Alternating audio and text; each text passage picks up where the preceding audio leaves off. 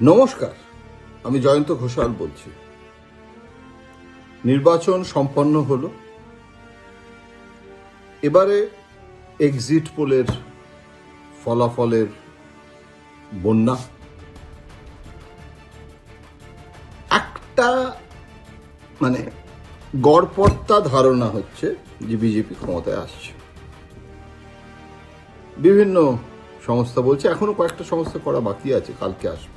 প্রাথমিকভাবে এটা বলা হচ্ছে যে বিজেপি আসছে, কিন্তু মহিলা ভোট বিজেপি পাচ্ছে, মমতা বন্দ্যোপাধ্যায় পাচ্ছে না। মুসলিম ভোট ভেঙে গেছে, হিন্দু ভোট এক কাট্টা হয়ে মমতাকে ভোট দিচ্ছে, এবং এত আসনের ঘাটতি। দ্বিতীয় দফায় গতবারের যা ভোট ফল, এবারে যা ভোট ফল, তাতে প্রায় 50টা আসন বিজেপিকে বাড়াতে হবে। এগুলো সবই সম্ভব হয়ে যাচ্ছে। এমন ঝড়, এটা ঠিক বিশ্বাস করা যাচ্ছে না। কিন্তু আমি সবসময় বলি যে there is no full stop in politics. রাজনীতিতে কোনো পূর্ণচ্ছেদ নেই। আর্ট অফ পসিবিলিটি, কত পরিবর্তন দেখেছি। কিন্তু তাহলেও আমি বলবো মমতাকে হারানো সোজা নয়। মমতাকে কেন হারানো এত সোজা নয়? প্রথম কথা হচ্ছে, প্রত্যেকটা জেলায় তার যে সাংগঠনিক শক্তি, যেভাবে এক একটা জেলাতে গেলে বিভিন্ন গ্রামে আপনি যদি ঘোরেন তাহলেই বুঝতে পারবেন যে বিজেপির সেই সাংগঠনিক পরিসরটাই নেই। তাহলে যদি বিজেপিকে জিততে হয়, তাহলে সেটা সেই ঝড়টা যেটার জন্য জিতবে, সেটা একটা অপ্রত্যাশিত ঝড়, এবং সেই ঝড়টা আমরা দেখতে পাচ্ছি না বা দেখতে পাইনি।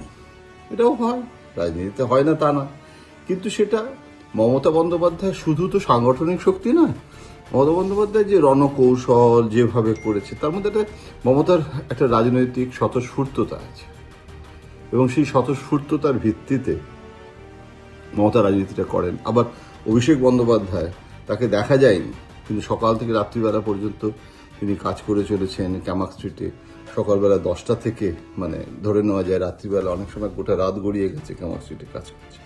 সুতরাং ইউ ক্যানট আন্ডার এস্টিমেট অভিষেক, এবং ডেডলি কম্বিনেশন কিন্তু মমতা এবং অভিষেক। এবং যে মানুষ যে উপকৃত হয়েছে, যেভাবে মানুষ তার কাছ থেকে সহায়তা পেয়েছে, সেগুলো কি মানুষ এতটা ভুলে যাবে? যেটা গতবারও তো এক্সিট পোল নানান রকমের সমস্ত মতামত দিয়েছিল। সুতরাং এখনই কিন্তু শেষ কথা বলে দেওয়া উচিত, কেননা বিভিন্ন সংবাদ মাধ্যম তারা বিভিন্ন রকমের এক্সিট পোলও পরিবেশন করছে। সমস্ত এক্সিট পোলের মধ্যে বেশিরভাগ এক্সিট পোল বলছে বিজেপি তার দিকে এজ আছে। এখন শেষ কথাটাতে আমি বলবো যে মমতা বন্দ্যোপাধ্যায় তার যে বাঙালির যে পরিচিতি সত্তা, সেই আইডেন্টিটি পলিটিক্স মমতা যেভাবে করলো এবং যেভাবে সেটাকে সামনে তুলে ধরেছে, এরপরও যদি মমতা ভোটটা না পায় বা মমতার বিরুদ্ধে যদি ভোট যায়, তাহলে বুঝতে হবে তৃণমূল কংগ্রেসের বিরুদ্ধে, যতটা না মমতার বিরুদ্ধে, তার থেকে বেশি তৃণমূল কংগ্রেসের বিরুদ্ধে একটা অ্যান্টি ইনকামবেন্সি ভোট কাজ করেছে, যেটা আমরা বুঝতে পারিনি। স্বীকার করে নেওয়া ভালো। কিন্তু এখনও আমি বলছি যে মমতাকে হারানো কিন্তু এত সোজা নয়।